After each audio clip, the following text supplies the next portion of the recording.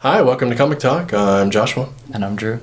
And this is the first in our series of, I think what we're going to call random reviews. Random reads? Random reads sounds better. Yeah, you're right. That's what it is. I think. It's for Unwritten. Yeah, it's this on one. Vertigo. Mike Carey and Peter Gross.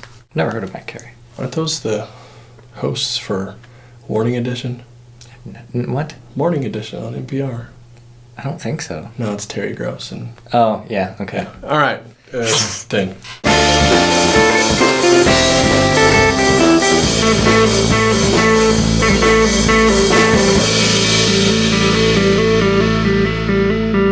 That'd be a fucking trip. That was true. All right, so on this series of videos that we'll be sprinkling throughout moving forward, the basic intent here is to pick up some random things with little to no insight as to what it is that we're getting. Yeah.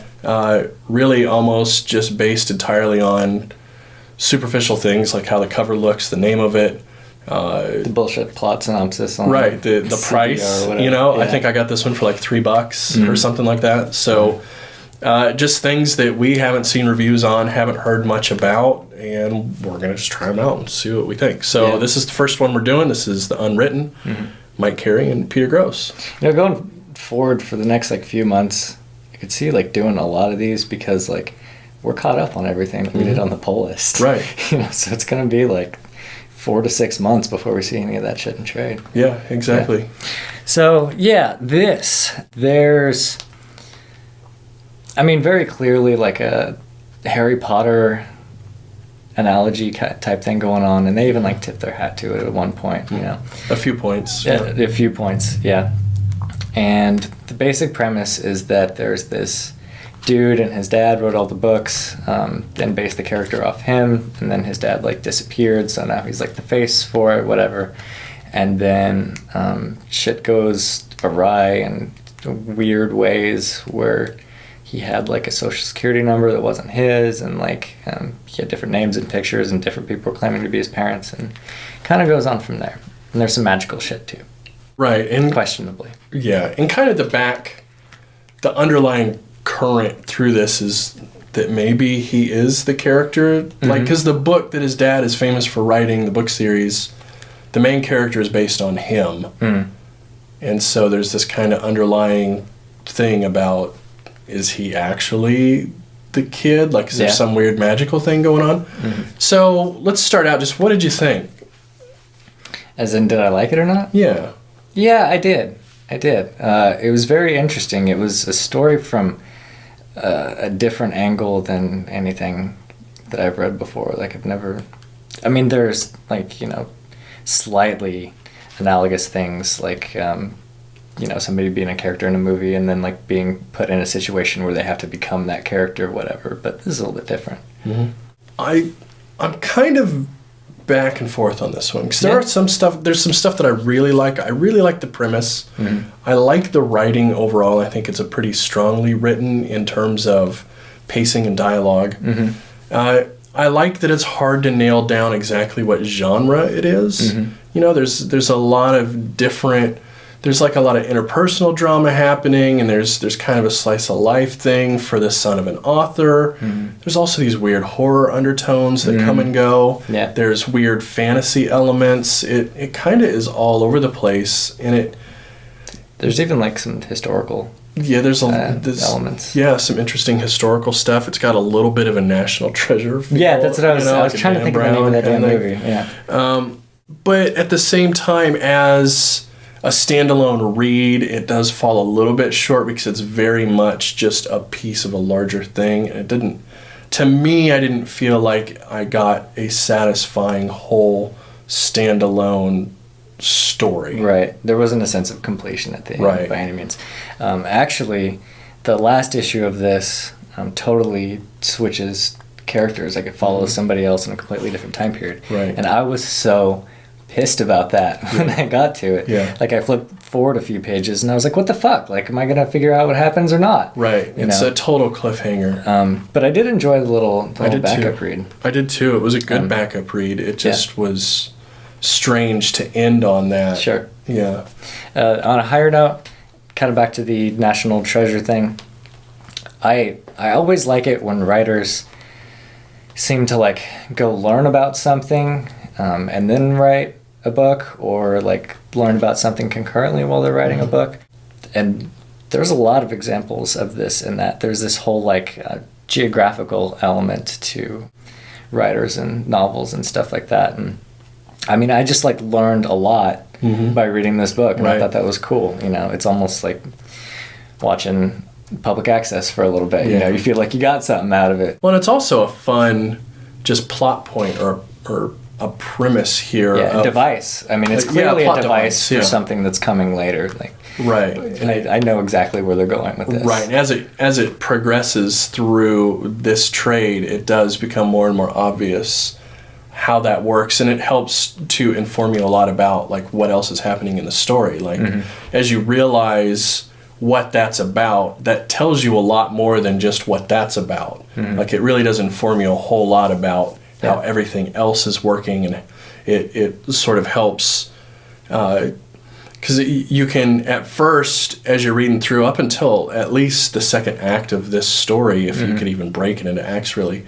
there's a lot of competing theories about what's going on, but a lot of that helps weed away some of those theories and kind of really steer you towards what's really going on. And by the time in the third act or whatever, the fourth issue or whatever that is, where he's at the house and he gets into the office, it really says, okay, here it this is the track we're on. This is what we're doing.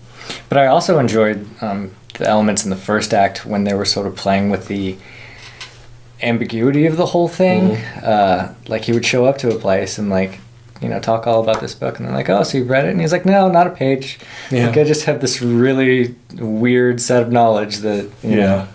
Yeah, and it I also think that there's a lot to that, where in this trade, as I was saying, like it moves genre, but it doesn't follow a real straight path of what you know and don't know. You know, there's large pieces of this where you languish about really not learning anything else, but you're just sort of living in the character's skin for a while, and then you learn some things, and then you live in this skin again with this new information that is much less linear than you might expect for a story like this. You know, the elevator pitch of this sounds a lot different than the actual execution, I think. Yeah, which I think is, I mean, it's good form for long-term storytelling, you know, so...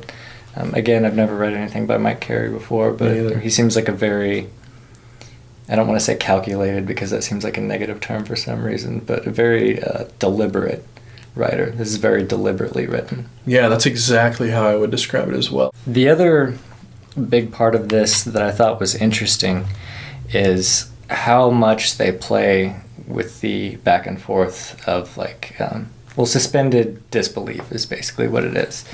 Like, there's that guy that thinks he's, like, the villain from the movie. I mean, this is spoiler, but whatever. And, like, kidnaps him at one point, you know? And, like, you start to believe, like, well, maybe, I mean, if the theory about this guy is true, then theoretically, like, the other guy could have gone out in the same way, and he fucking, like, nobody looks like this dude looks. So, I mean, what other explanation could you give, you know? And then... at one point later in the story, they kind of shrug it off with like, it's this drifter, you know, that, you know, and his family was like recounting all this stuff. But again, like you can't, like that's not a total like close of the door, so to speak. There's something like a little bit left open because we still don't know like why the hell this guy looks like this. Right. You know? Yeah, absolutely. Nothing in this is spoon-fed to you. No. Like even things that feel spoon-fed, you get sort of this Rashomon effect where later on you get it from somebody else's perspective and it's different. I mean, it's not drastically different, but it's different enough to make you go, well, maybe not. Yeah. Maybe this is all a red herring. Like there's a lot of things that feel like red herrings or that they could be a red herring that leaves you guessing, but not... I don't feel like it's in like that Christopher Nolan leaving you guessing kind of way where it's really just tossing things against the wall and then ignoring them, and then that's like leaving you guessing because we never told you the answer. Right. Like, it does feel very deliberate in that all of these threads are, if we were to keep reading this, I think probably get tied up into a nice, clean. It feels like it will all come together very cleanly is what I'm getting at. It doesn't feel haphazard. Right. Right now we have these strands, but it's clearly becoming a rope. Yeah. So to speak. Exactly. Anything else before we talk about artwork? No, I don't think so. Okay. Well, let's talk about artwork. What did you think? Man, I was kind of back and forth on the art as I went. It reminded me a lot of the art in Ex Machina for some reason. I could see that. I think that was a Vertigo title too. It was, yeah. And I didn't love the art there either, but I thought there were some pieces of it. Mm-hmm. If I remember correctly, when we reviewed it, there were some things that we both really liked about it and some things that we didn't like so much about it. And I felt the same way here. Like, some things I'd be like, man, that's really cool. I really like this aspect. Mm-hmm. And then other times I would feel like it was sort of underwhelming. Yeah. It's kind of got that ringside thing too. I mean, not quite as bad, but whenever we come across the cover art in the story, I'm like, wow, that looks fucking awesome. And then I turn to the page and I'm just like instantly disappointed because it's, it's very cheesy color palettes a lot of the times. And there's not a ton in the way of pencil work. Right. I think probably those are my real qualms with it. I agree. The coloring leaves a lot to be desired for me as well. That's one of my main issues with it as well. Especially with the whole like the Harry Potter whatever. Like I'm not generally a fan. I mean, I didn't read any of them. I saw the first movie. It was whatever. But every time I come across a color palette like that, like, it makes me think about that. And I enjoy this story because it's sort of, pulling out of that. It seems to be, more intelligent in some way. But then again, I hit this color palette and it's right back to that, like, childish bullshit. Right. And it seems like part of the issue I had with it is just the framing and paneling just seems all over the place as well. Yeah. It seems like such a strange thing to complain about, but it just doesn't feel consistent throughout. Mm-hmm. But at the same time, it never was a problem, really. No, it doesn't mess with the flow or anything. It just, I never, reading it, when I was done, I wasn't like, man, I'm really glad that I had the chance to look at this art. It really just is good enough to serve the story. Well, the thing is, I don't know if the paneling really serves the story. Yeah, it doesn't feels really, you're right. A lot of the times, he's just kind of throwing shit out there that, like, oh, somebody did this and it was cool, but, it has no context. Right. So it's there, but it's not there for a reason. Yeah. And also with all the meta narrative that's happening, I felt like there could have been more from the visual side of the storytelling to help pull you into that meta narrative. Like the cover is a great example. If you hold it up, you get this sort of meta contextual imagery, but you don't get anything like that in the interior. There's never these moments where the idea of coming out of a narrative, like an actual written narrative form, intercedes into the real world in any way, which I think was a missed opportunity. That one guy, when he touches things, they turn into water that has words in it. Right, but I mean, it seems so... Yeah, it seems like such a on-the-nose way of doing it, Yeah. We still haven't got that explained in the book, but it's right. Yeah. All right. Unwritten by Mike Carey and Peter Gross. Yeah. Final verdict? Fans of, should read. What do you think? Who's this for? Would you recommend it just in general to a viewer without knowing what they were into? Without knowing what they were into. Just with only the information that they watch our show. That's a good question, actually. I mean, I think I know a lot of people that like Harry Potter and stuff and also like comics, so I would definitely recommend it to them just because it's got that weird kind of cross section. But not being a fan, I still enjoyed it. So I would say, I mean, if somebody's into the shit that we're into, I think that they would like it. Yeah, I think you have to have a real interest though in like meta-narrative.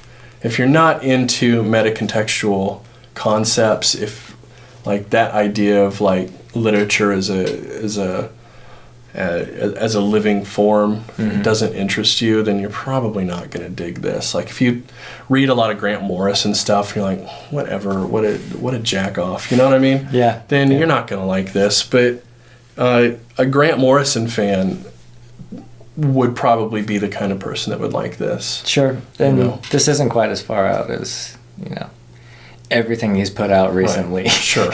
Now that I think about it. But sure, yeah.